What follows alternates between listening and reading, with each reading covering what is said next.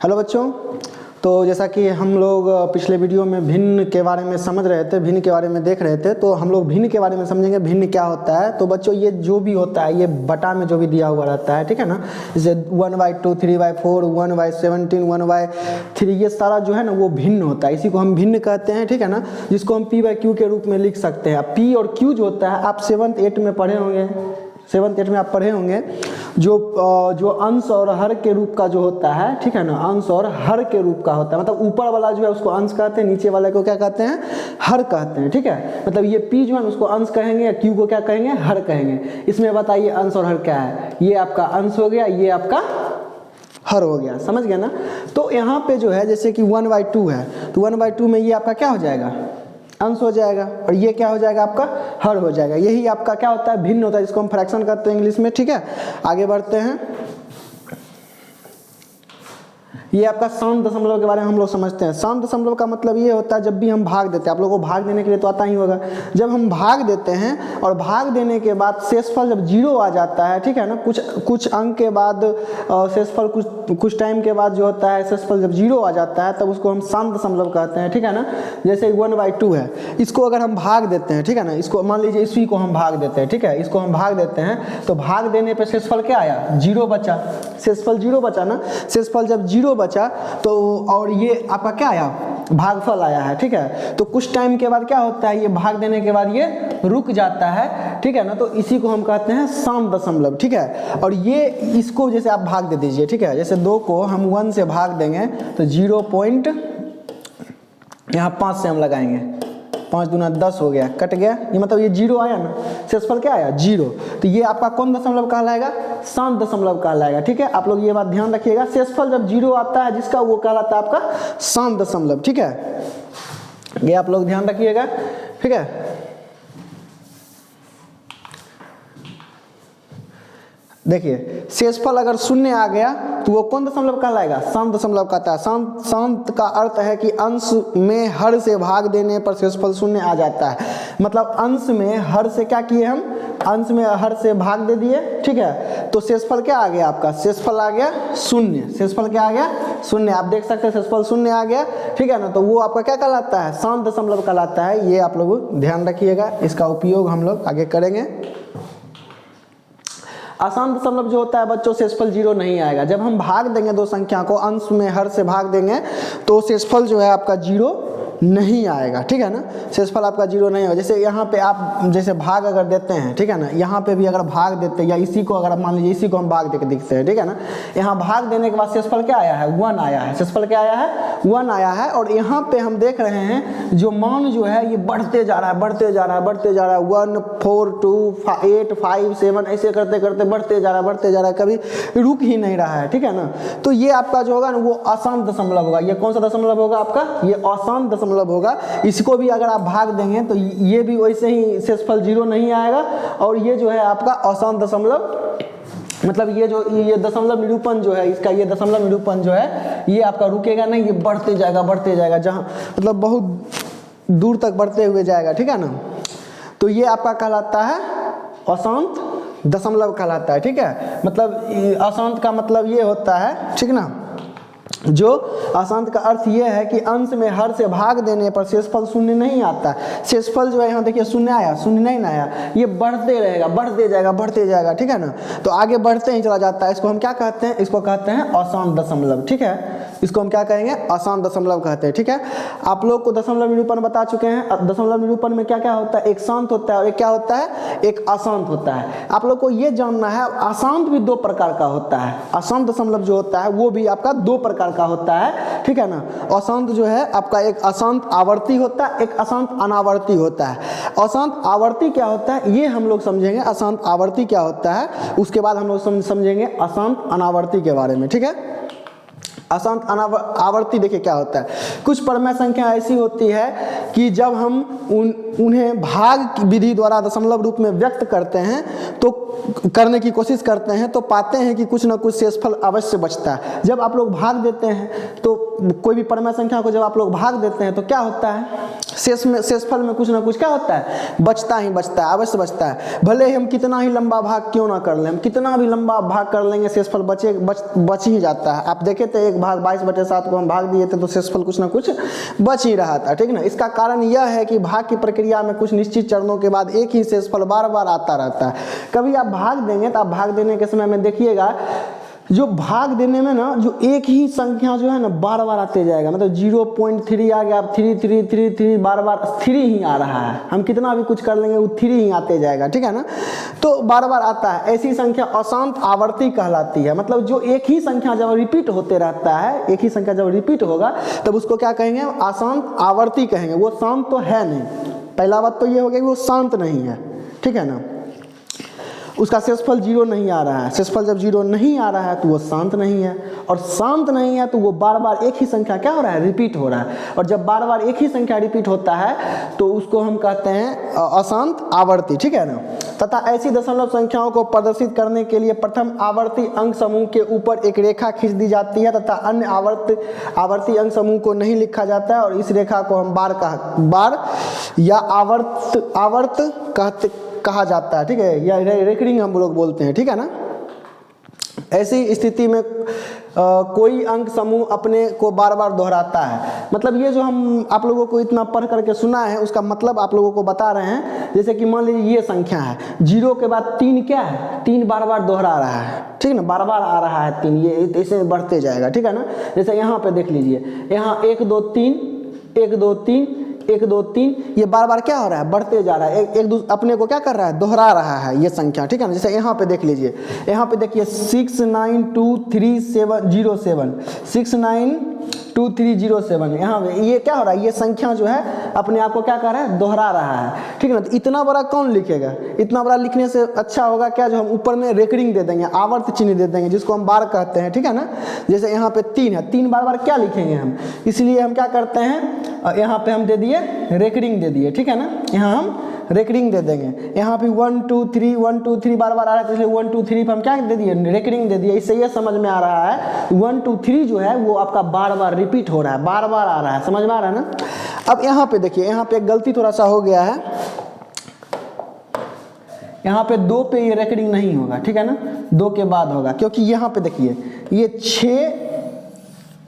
692307 ये रिपीट हो रहा है ना, तो इस पे रेकरिंग पड़ेगा, ठीक है ना। तो यहाँ पे 692307 ये सब पे क्या पड़ेगा, रेकरिंग पड़ेगा, ठीक है ना। तो यही चीज़ वहाँ पे लिखा हुआ था आपका हिंदी में, जो इतना बड़ा पढ़े थे हम, वही चीज़ लिखा हुआ था। जो और ये जो संख्या होता है ना, ये संख्या को हम कहते हैं अशांत आवर्ती, और अशांत आवर्ती इसको कहते हैं। देखिए सबसे पहले क्या है, ये तो शांत नहीं है, ठीक है ना। अगर शेषफल 0 आएगा तभी शांत होगा, लेकिन इसको जब हम भाग देंगे तो शेषफल इसका 0 आएगा नहीं, 3 3 3 3 3 3 ये बढ़ते हुए जाएगा। तो सबसे पहला बात तो ये हो गया जी, ये अशांत है, अशांत है। और इस पे एक ही संख्या जब रिपीट हो रहा है तो उस पर क्या लगा दिए, ऊपर आवर्त चिन्ह लगाए, ऊपर में क्या लगा दिए, आवर्त चिन्ह लगा दिए, यहाँ भी आवर्त चिन्ह लगा दिए, यहाँ भी हम क्या किए, आवर्त चिन्ह लगा दिए, ठीक है ना। तो इसीलिए ये अशांत है और आवर्ती है, क्योंकि इस पे आवर्त चिन्ह हम लगाए हैं, इसलिए ये अशांत भी है और क्या है, आवर्ती। ये बात आप लोग ध्यान रखिएगा, ठीक है ना। आगे बढ़ते हैं हम लोग, अब समझते हैं अशांत अनावर्ती के बारे में, ठीक है ना। अशांत अनावर्ती जिसपे आवर्त नहीं, कुछ देखिए जब आप भाग देते हैं तो भाग देने के बाद ऐसा नहीं है कि जो मतलब एक ही संख्या रिपीट होते रहता है, रिपीट नहीं होगा, ठीक है ना। वो मतलब बढ़ते हुए चला जाएगा। भाग देने के बाद मान लीजिए 0.539285 ऐसे बढ़ते हुए चला जाएगा। आप कितना भी बोलते हो तो पागल की तरह बोलते रहिए, वो बढ़ते जा रहा है, बढ़ते जा रहा है, बढ़ता, उसका कोई अंत नहीं होता, लेकिन रिपीट भी नहीं हो रहा है वो संख्या, ठीक है ना। जैसे मान लीजिए यहाँ पे देखिए 5.23450179, ये क्या हो रहा है, ये बढ़ते जा रहा है, बढ़ते जा रहा है, लेकिन यहाँ रिपीट हो रहा है, रिपीट नहीं हो रहा है। यहाँ भी आप देख लीजिए रिपीट नहीं हो रहा है, ठीक है ना, रिपीट नहीं हो रहा है और बढ़ते जा रहा है, संख्या बढ़ते जा रहा है, ठीक है ना। अब और देखिए यहाँ पे जैसे √2 का मान जो होता है वो होता है 1.41421356 डॉट डॉट, ये बढ़ते हुए आगे बहुत लंबा मान इसका। जैसे √7 जो होता है इसका मान ये होता है 1.73205080, ऐसे ऐसे करके ये क्या होता है, ये फिक्स नहीं होता है, ठीक है ना। ये तो शांत भी नहीं है और इसमें आवर्त भी हम नहीं लगा सकते हैं। आवर्त क्यों नहीं लगा सकते हैं? आवर्त हम इसलिए नहीं लगा सकते हैं क्योंकि एक ही संख्या जो है बार बार रिपीट नहीं हो रहा है। जब रिपीट नहीं हो रहा है तो इस पर आवर्त हम नहीं लगा सकते हैं, ठीक है ना। तो यहाँ पे जैसे √3 का वैल्यू हम लेते हैं 1.732, तो ये तो एक प्रोफेशनली जो हमको बनाना जब क्वेश्चन बनाना रहता है तो हम √3 का मान लेते हैं 1.732 लेते हैं, ठीक है ना। जैसे √2 का वैल्यू 1.414 लेते हैं, ठीक है। तो 3 अंक तक हम लोग लेते हैं। तो आगे बढ़ते हैं। जैसे यहाँ पे देखिए, यहाँ पे देखिए जैसे 0.20200, फिर 3 गो 0, फिर 2, फिर 4 गो 0, फिर ऐसे ही बढ़ेगा 2, 5 गो 0, 2, 6 0, फिर 2, 7 0। ऐसे ही एक मतलब कि एक पैटर्न में ये क्या हो रहा है, बढ़ रहा है। क्या इस पे रेकरिंग लगाना संभव है? रेकरिंग लग सकता है। किस पे रेकरिंग लगाएंगे? किसी पे रेकरिंग हम नहीं लगा सकते हैं इसमें, ठीक है ना। इसमें किसी पे भी हम रेकरिंग नहीं लगा सकते। जैसे यहाँ पे 1 2, फिर 1 1, फिर 2, फिर 1 1, फिर 2, फिर 4 गो 1 है, फिर 2 है। वैसे 5 1, फिर 2 है होगा, फिर 6 1, फिर 2 होगा। ऐसे ऐसे करके ये क्या हो रहा है, बढ़ते हुए जाएगा। जब ऐसे ऐसे बढ़ते हुए जाएगा तो यहाँ पे ना ही हम रेकरिंग लगा सकते, उस पर आवर्त भी नहीं लगा सकते हैं, क्योंकि जब संख्या बढ़ता है एक पैटर्न में बढ़ता है, ठीक है ना। जैसे कि 1 2 3 बढ़ रहा था, या 3 बढ़ रहा था, 3 3 3 3 बढ़ रहा था। जैसे 1 2 3 बढ़ रहा था, फिर 1 2 3, फिर 1 2 3, फिर 1 2 3, ऐसे बढ़ रहा था, तब हम आवर्त लगा रहे थे। लेकिन यहाँ पे वैसा कुछ सिचुएशन है नहीं, तो यहाँ पे आवर्त हम नहीं लगा सकते हैं। तो ये अशांत तो है, अशांत है तो इसको अशांत हम बोलेंगे, ठीक है ना। लेकिन ये अनावर्ती है, इस पर हम आवर्त भी नहीं लगा सकते हैं। ये अशांत अनावर्ती आपका हो गया। समझ में आ रहा है? क्लियर है?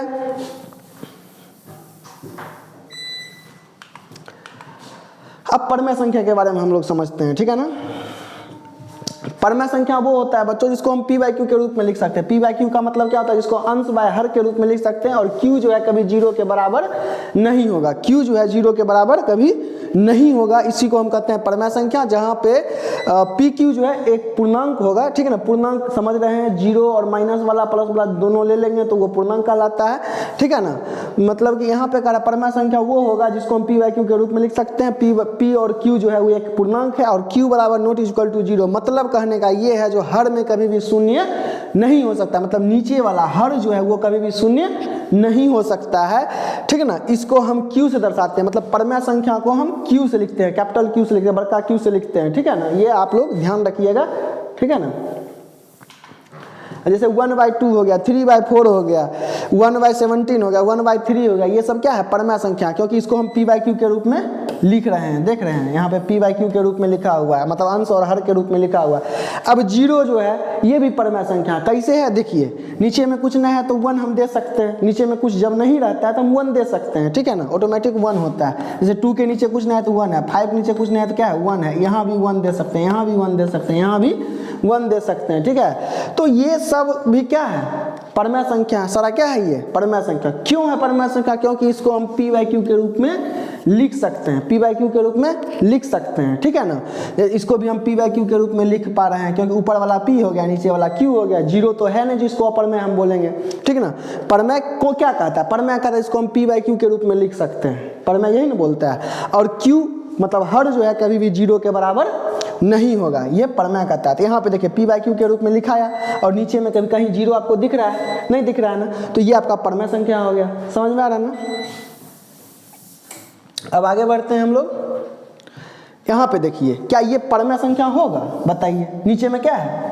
नीचे में 0 है, और जब नीचे में 0 है तो ये परमेय संख्या नहीं होगा, क्योंकि परमेय संख्या होने के लिए क्या बोलता है? नीचे में हर वाला जो है कभी भी हर में शून्य नहीं हो सकता है। ये परमेय संख्या बोल रहा है, हर में शून्य नहीं हो सकता है। अगर हर में शून्य नहीं होगा तो वो परमेय संख्या होगा, मतलब कि अगर हर में शून्य हो गया तो वो परमेय संख्या नहीं होगा, ठीक है। आगे बढ़ते हैं। दशमलव निरूपण। दशमलव निरूपण में हम लोग क्या देखे थे? दशमलव निरूपण में हम देखे थे एक शांत होता है, एक अशांत होता है। हम लोग ये देखे थे। अशांत में भी 2 कैटेगरी होता है, एक अशांत आवर्ती होता है, एक अशांत अनावर्ती होता है। हम लोग ये भी देख चुके हैं अशांत आवर्ती, जिसमें अशांत भी होगा उस पर आवर्त भी होगा, एक ही संख्या बार बार क्या होगा, रिपीट होगा। और अशांत अनावर्ती में अशांत होगा लेकिन संख्या रिपीट नहीं होगा, उसको हम अशांत अनावर्ती कहते हैं, ठीक है ना। तो अब यहाँ पे देखिए, यहाँ पे क्या लिखा हुआ है, जब हम किसी भी भिन्न को भाग देते हैं, कोई भी भिन्न है जब उसको हम भाग देते हैं तो दशमलव तो या तो शांत दशमलव आता है या अशांत आवर्ती एवं अशांत अनावर्ती भी आ सकता है। मतलब हम कुछ किसी भी भिन्न को भाग देंगे तो तीन ही चीज आ सकता है, पहला या तो शांत आएगा, या तो अशांत आवर्ती आएगा, या तो अशांत अनावर्ती आ सकता है, यही तीनों चीज आ सकता है, ठीक है ना। लेकिन शांत एवं अशांत आवर्ती को हम फिर भिन्न के रूप में लिख सकते हैं। मान लीजिए आपको पॉइंट में दिया है 0.5, ये आपका शांत है, ठीक है, या मान लीजिए आपको दिया है 0.3 पर रेकरिंग, ठीक है, ये आपका अशांत आवर्ती है, ठीक है। तो ये दोनों को जो है हम p/q के रूप में लिख सकते हैं। फिर से कैसे लिखेंगे, पॉइंट उड़ा दीजिए, आया 10 कट गया तो 1/2, ये p/q के रूप में आ गया, आपका दशमलव में था, p/q के रूप में हम लिख दिए। इसको भी हम p/q के रूप में लिख सकते हैं, 9th में आप लोग पढ़े हैं, 9th में ये चीज़ है, इसको भी हम p/q के रूप में लिख सकते हैं। दशमलव निरूपण में दशमलव में निरूपित है, इसको हम p/q के रूप में फिर से लिख सकते हैं इसको। लेकिन ये अशांत जो है, ये अशांत अनावर्ती जो है ना, अशांत अनावर्ती यहाँ क्या कहता है, किंतु अशांत अनावर्ती को नहीं। अतः शांत और अशांत आवर्ती को p/q के रूप में लिखा जा सकता है, अशांत अनावर्ती को नहीं। मतलब कहने का मतलब ये है, जो शांत और अशांत आवर्ती को, ये दोनों को हम p/q के रूप में लिख सकते हैं, लेकिन इसको हम p/q के रूप में नहीं लिख सकते हैं, ठीक ना। अब इसको आगे हम डीप में थोड़ा समझते हैं ये क्या कह रहा है। वैसी संख्या जिसे हम p/q के रूप में लिख सकते हैं और q मतलब हर कभी भी शून्य के बराबर नहीं होगा, क्या कहलाता है, परमेय संख्या कहलाता है। ये बात तो आपको पहले बता चुके हैं, ठीक ना। और परमेय संख्या, वैसी संख्या जिसे हम p/q के रूप में नहीं लिख सकते हैं, p/q के रूप में जिसको हम नहीं लिख पाएंगे उसको हम क्या कहेंगे, अपरमेय संख्या कहेंगे। ये बात आप लोग समझ चुके हैं अच्छे से, ठीक ना। अब आगे बढ़ते हैं, यहाँ पे देखिए, ये देखिए, ये क्या है आपका, ये एक शांत दशमलव है। क्या है, एक शांत दशमलव है। ये क्या है आपका, ये है अशांत आवर्ती, अशांत है और इस पे क्या है, आवर्त चिन्ह लगा हुआ है ना, ये अशांत आवर्ती है। तो मैंने आप लोगों को बताया था, शांत संख्या जो होगा उसको हम p/q के रूप में लिख सकते हैं, और जब p/q के रूप में लिखाएगा तो वो क्या हो जाएगा, परमेय संख्या, है ना। तो ये शांत है, इस मतलब जितना भी शांत संख्या होगा वो परमेय संख्या होगा, जितना भी अशांत आवर्ती होगा वो आपका परमेय संख्या हो जाएगा, है ना। इसीलिए आपको शांत अशांत आवर्ती अनावर्ती ये सब बताए थे, ठीक है ना। ये हो गया, ठीक है ना। ये तो नॉर्मल जो संख्या, जैसे 2 हो गया, 1 हो गया, 432 -5 -11 13 -18, ये सब आपका परिमेय संख्या होगा। क्यों, नीचे में कुछ ना है तो 1 लगा दीजिए, 1 जब हम लगा देंगे तो ये सब क्या हो जाएगा, आपका परिमेय संख्या हो जाएगा, p/q के रूप में हो गया ना। ये p/q के रूप में हो गया, ये भी आपका p/q के रूप में हो गया, ठीक है। यहाँ भी नहीं कुछ है तो -18 में 1 लगा दिए तो ये भी p/q के रूप में हो गया। p/q के रूप में हो गया तो ये आपका क्या कहलाएगा, आपका परमेय संख्या कहलाएगा, ठीक है। तो आप लोग को ये समझ में रखना है, जो शांत को अभी थोड़ा देर पहले जो बताए थे आप लोगों को, शांत को हम p/q के रूप में लिख सकते हैं, और किसको लिख सकते हैं, अशांत आवर्ती को p/q के रूप में लिख सकते हैं। तो मतलब इसका मतलब ये है, जब हम शांत को p/q के रूप में लिख सकते हैं, अशांत आवर्ती को लिख सकते हैं, तो वो शांत और अशांत आवर्ती जो है वो किस में जाएगा, परमेय संख्या में चला जाएगा, ठीक ना। परमेय संख्या भी वही बोलता है, परमेय संख्या बोलता है कि जो p/q के रूप में हम मतलब p/q के रूप में हम जिसको लिख सकते हैं और q 0 के बराबर नहीं होगा, q 0 के बराबर नहीं होगा, q मतलब हर, नीचे वाला जो है 0 के बराबर नहीं होगा, ठीक है ना। तो उसको हम परिमेय संख्या कहते हैं।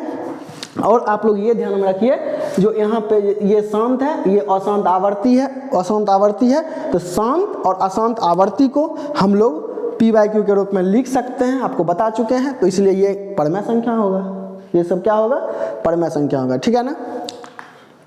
यहाँ पे देखिए अपरमय संख्या के बारे में, ये सब जो है इसको हम पी बाई क्यू के रूप में नहीं लिख सकते। अपरमय का हम परिभाषा क्या बताया था, जिसको हम पी बाई क्यू के रूप में नहीं लिख सकते हैं, ठीक है ना।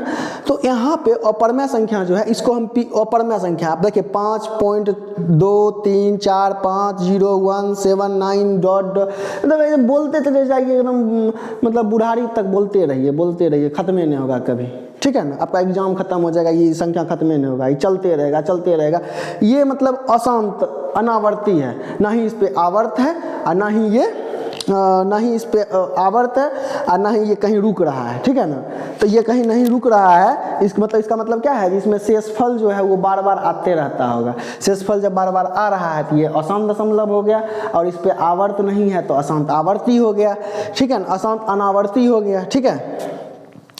ये भी अशांत आपका अनावर्ती हो गया, ये भी बढ़ते हुए जा रहा है। यहाँ √2 का मान भी अशांत अनावर्ती होता है, √3 का मान भी अशांत अनावर्ती होता है, ठीक है। तो इसलिए ये सब कौन संख्या होगा आपका, ये सब कौन संख्या हो जाएगा, अपरमय संख्या हो जाएगा।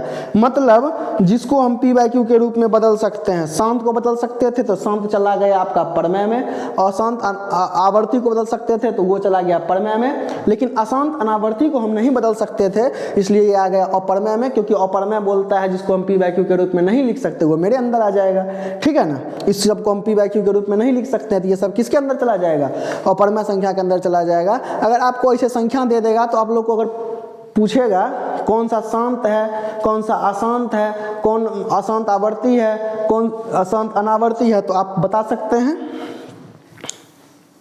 ठीक है। अब आगे बढ़ते हैं।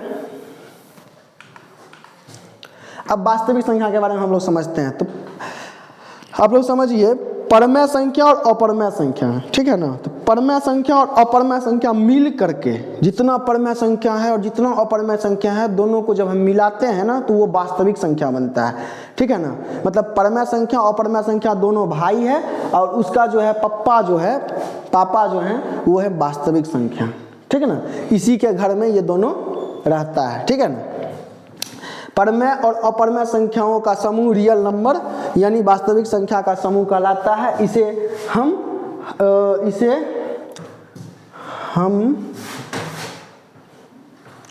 हम R से प्रदर्शित करते हैं, ये बड़ा वाला R से हम प्रदर्शित करते हैं, ठीक है ना। इसे हम किसे प्रदर्शित करते हैं, R से प्रदर्शित करते हैं। ये आप लोग ध्यान रखिएगा, रियल नंबर को, वास्तविक संख्या को बड़ा वाला R से प्रदर्शित हम लोग करते हैं, ठीक है ना। वो थोड़ा सा कट रहा है, ठीक है। अब देखिए रियल वास्तविक संख्या, रियल नंबर, ठीक है ना। इसमें आप देखिए क्या होता है, हम लोग समझ चुके हैं प्राकृतिक संख्या के बारे में। पिछले वीडियो में मैंने आप लोगों को बताया था प्राकृतिक संख्या कहाँ से स्टार्ट होता है, 1 से कहाँ तक, अनंत तक। आप लोग को बता चुके हैं प्राकृतिक संख्या 1 से स्टार्ट होता है और कहाँ तक जाता है, अनंत तक। उसमें अगर 0 जोड़ दिए तो क्या बन जाएगा, वो 0 जोड़ देने के बाद वो बन जाता है आपका पूर्ण संख्या, ठीक है ना। 0 जोड़ देने के बाद वो क्या बन जाता है, पूर्ण संख्या। मतलब कि टोटल प्राकृतिक संख्या किसके अंदर आ गया, पूर्ण संख्या के अंदर। खाली ये 0 लेकर के आया और टोटल प्राकृतिक संख्या को अपने अंदर में डाल दिया। अब इससे भी कोई आगे जा रहा, मतलब इससे भी कोई होशियार है, ठीक ना, वो है पूर्णांक। वो क्या किया, ये माइनस को भी ऐड कर दिया, ये माइनस को भी लेके चला आया, और पूरा प्राकृतिक पूर्ण दोनों कहाँ आ गया, पूर्णांक के अंदर में आ गया। इससे भी कोई होशियार है, वो है आपका परमय। परमय के अंदर में ये सारा आ जाता है, टोटल प्राकृतिक संख्या आ जाता है, पूर्ण संख्या आ जाता है, पूर्णांक आ जाता है। ये सब किसके अंदर आ जाता है, परमय संख्या के अंदर में आ जाता है। और परमय बेचारा अलग रहता है, और परमय थोड़ा सा उधर अलग रहता है। और परमय के अंदर में ये आपका 0.21345 या रूट में जितना भी संख्या होगा, ठीक है, जिसका पूर्ण वर्ग नहीं निकलेगा, वो सब आपका अपरमय संख्या हो जाएगा। पाई जो है आपका, पाई भी ये आपका एक अपरमय संख्या है, पाई भी आपका क्या है, अपरमय संख्या है। और ये सब जो है आपका आता है वास्तविक संख्या के अंदर में। टोटल जो है आपका किसके अंदर आ जाता है, वास्तविक संख्या के अंदर में। ये सारा परमय और अपरमय आ जाता है वास्तविक संख्या के अंदर में, ठीक है। मतलब प्राकृतिक संख्या, पूर्ण संख्या, पूर्णांक, परमय संख्या, अपरमय संख्या, सारा जितना भी है ना, वो आपका किसके अंदर आ जाता है, वास्तविक संख्या के अंदर में, ठीक है ना। मतलब ये सारे संख्याओं का जो समूह है उसको हम क्या कहते हैं, वास्तविक संख्या कहते हैं। मतलब मुखिया है घर का, जो है वो मुखिया, सबसे मेन आदमी यही है इस घर का, इस परिवार का सबसे मेन आदमी यही है, ठीक है ना। इसी के अंदर में सब आता है, ये प्राकृतिक संख्या, पूर्ण संख्या, पूर्णांक, ये सारा इसी के अंदर में आता है, ठीक है। अब आगे बढ़ते हैं। यूक्लिड विभाजन प्रेमिका, प्रमेयिका, प्रेमिका नहीं है, प्रमेयिका है, ठीक है ना। तो यहाँ पे हम लोग समझते हैं, समझिए प्रेमिका ही है। यहाँ पे देखिए यूक्लिड की एक प्रेमिका थी, ठीक है ना, जिसका नाम था लेमा। क्या नाम था? लेमा। इसकी जो प्रेमिका थी उसका नाम था लेमा। और लेमा बोलती है यूक्लिड को, ठीक है ना, वो बोलती है जब सबसे पहले वो क्या बोलती है वो बाद में देखेंगे, पहले हम समझते हैं यहाँ पे। जैसे आप लोग भाग देते हैं, ठीक है ना, जब भाग देते हैं तो शेषफल आता है, ठीक है ना। भाग देने पे ये आपका क्या है, इसको हम कहते हैं, देखिए इसको कहते हैं भाज्य। इसको क्या कहते हैं? भाज्य। भाज्य को हम ए से लिख देते हैं, ठीक है। ये जो है ना, ये आपका कहलाता है भाजक। क्या कहलाता है? भाजक। ये आपका होता है भागफल, ठीक है ना। भाजक को हम बी से लिखते हैं, भागफल को हम क्यू से लिख रहे हैं, और ये हो गया आपका जो बचा नीचे में, वो हो गया आपका शेषफल, जिसको हम किससे लिखते हैं? आर से लिखते हैं। किससे लिखते हैं? आर से लिखते हैं, ठीक है ना। ये आप लोग ध्यान रखिएगा। और आप लोग यहाँ पे देख सकते हैं, यहाँ भी ये आपका क्या हो गया? भाजक। ये आपका क्या हो गया? आप देख सकते हैं, ये हो गया आपका भाजक। ये क्या हो गया आपका? भाज्य। ये हो गया आपका भागफल। ये हो गया आपका शेषफल। इसको किससे लिखते हैं? बी से लिखते हैं। इसको किससे लिखते हैं? ए से लिखते हैं। इसको किससे लिखते हैं? इसको हम लिखते हैं क्यू से लिखते हैं। इसको किससे लिखते हैं? आर से लिखते हैं, ठीक है ना। यही चीज़ समझा है। यहाँ पे देखिए 455 जो है, ठीक है ना, 455 बराबर हम लिख सकते हैं 42 गुने 10 प्लस 35। 455 ये भी पूरेगा ना, तो इसको मतलब कि हम ये जो संख्या यहाँ पे दिया हुआ है इसको हम ऐसे लिख सकते हैं, या इसको हम लिख सकते हैं 110 बराबर 7 गुने 15 प्लस 5, ठीक है ना, लिख सकते हैं। या हम इसे हिंदी में बोल सकते हैं भाज्य बराबर भाजक गुने भागफल प्लस शेषफल। मतलब कि भाज्य बराबर लिखिए भाजक गुने भागफल प्लस शेषफल, मतलब बराबर आ जाएगा, ठीक है ना। यहाँ पे देखिए 42 को 10 से गुना करेंगे 420 आएगा, उसमें 35 को जोड़ देंगे 455 नहीं आ जाएगा? आ जाएगा ना। मतलब ऐसे हम इसको हम ऐसे भी लिख सकते हैं, जैसे यहाँ पे भी लिख सकते हैं भाज्य बराबर भाजक गुने भागफल गुने प्लस शेषफल, ठीक है ना। अब आगे बढ़ते हैं हम लोग, ठीक है। ये कैसे रह जाता है। हाँ, अब आगे बढ़ते हैं। जैसे यहाँ हम भाग दे रहे हैं 51 को 6 से भाग दे रहे हैं, ठीक है ना। 51 को किससे भाग रहे हैं? 6 से। 8 बार में लगाए 8 48 हुआ। कितना हुआ? 48 हुआ। बचा कितना? 3। फिर आगे हम यहाँ पे देखिए, यहाँ पे ये 6 क्या हो गया? ये हो गया भाजक, ये हो गया भाज्य, ये हो गया भागफल, ये हो गया आपका शेषफल। फिर हम भाग देते हैं 20 को 6 से भाग देते हैं, ठीक है ना। इतना भाग करवा रहे हैं, इसके पीछे कुछ कारण है, थोड़ा सा पेशेंस रखिए, ठीक है ना, बताएंगे। अब 20 को किससे भाग दिए? 6 से भाग दिए हैं। 6 से भाग दिए, 3 से लगाए 18, फिर यहाँ कितना बचा? 2 बचा। फिर यहाँ पे देखिए लिख सकते हैं हम 51 बराबर 6 गुने 8 प्लस 3, तो ये 48 प्लस 3 51 हो जाएगा, पूर जाएगा ना। यहाँ भी लिख सकते हैं 6 गुने 3 प्लस 2, मतलब 20 बराबर 6 गुने 3 प्लस 2, ठीक है ना। लिख सकते हैं भाज्य बराबर भाजक गुने भागफल प्लस शेषफल। यहाँ भी हम लिख सकते हैं भाज्य बराबर भाजक गुने भागफल प्लस शेषफल। थोड़ा सा कट रहा है, कोई दिक्कत नहीं है, आप लोग थोड़ा सा ध्यान दीजिएगा। यहाँ पे ये देख लीजिए, यही चीज़ वहाँ भी लिखा हुआ है, ठीक है ना। तो हम लोग लिख सकते हैं भाज्य बराबर भाजक गुने भागफल प्लस शेषफल। अब हम लोग फिर आगे बढ़ते हैं और भाग देते हैं, ठीक है। अब इधर भाग दिए, 20 को किससे भाग दिए? 4 से भाग दिए, तो कितना शेषफल आया? 0 आया। भागफल कितना आया? 5 आया। भाजक कितना है? 4 है। भाज्य कितना है? 20 है, ठीक है ना। ये सब आपको पता है, बता चुके हैं पहले भी। यहाँ पे देखिए 7 जो है वो भाज्य है, भाजक है। 25 जो है वो भाज्य है, ये शेषफल है, सॉरी भागफल है, शेषफल है, ठीक है ना। ये जो है आपका भाजक, भाज्य, शेषपति, भागफल और शेषफल, ठीक है। यहाँ पे देखिए 20 बराबर हम लिख सकते हैं 4 × 5 प्लस 0 लिख सकते हैं, मतलब ये दोनों गुना करके प्लस इसको लिख दिए। यहाँ भी ये दोनों गुना करके इसको लिख देंगे, मतलब बराबर ये 25 बराबर। यहाँ भी लिख सकते हैं 25 बराबर 7 गुने 3 प्लस 4। यहाँ 7 या 21 प्लस 4 25 होगा ना, हाँ लिख सकते हैं। मतलब भाज्य बराबर भाजक गुने भागफल प्लस शेषफल, मेरा बस यही एक मोटो था, यही चीज़ हमको समझना था। क्या समझना था? जो भाज्य बराबर भाजक गुने भागफल प्लस शेषफल होता है, हमको ये चीज़ समझना था। क्या होता है? भाज्य बराबर भाजक गुने भागफल प्लस शेषफल होता है। अब आप लोग ध्यान दीजिए, यहाँ पे ध्यान, इतना जो भाग हम आप लोगों को करवाए हैं, ये सब में इम्पोर्टेंट चीज़ क्या है आप लोग देखिए। हम लोग जितना भी भाग दिए हैं, जितना भी भाग दिए, कहाँ से? यहाँ से दिए हैं, ठीक है। आप लोग गौर कीजिए, ये जो r का मान है, शेषफल जो है वो इससे भाजक से वो क्या है? b से छोटा है, b से छोटा होगा। मतलब हर कंडीशन में r का मान b के मान से क्या होगा? छोटा होगा। यहाँ भी देखिए r का मान b के मान से क्या है? छोटा है ना।